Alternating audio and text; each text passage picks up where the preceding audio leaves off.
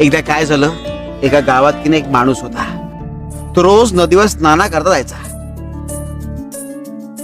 तो घरातून बाहेर पडताना त्याचा मुलगा हट्ट करायचा बरोबर येण्याकरता.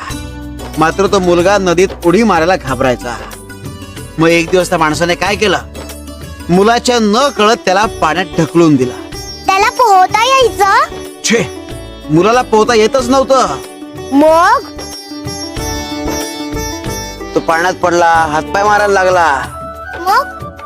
मग आता तो मुलगा बुडणार. त्या क्षणी त्या वडिलांनी त्याला बाहेर काढला.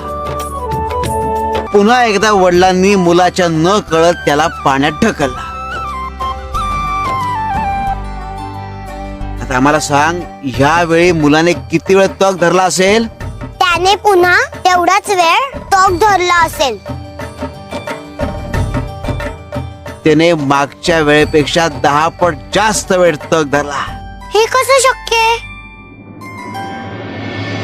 कारण त्याला विश्वास होता की तो बुडायला लागला तर त्याचे वडील त्याला बाहेर काढतील. तेव्हा काही झालं तरी हार मानायची नाही.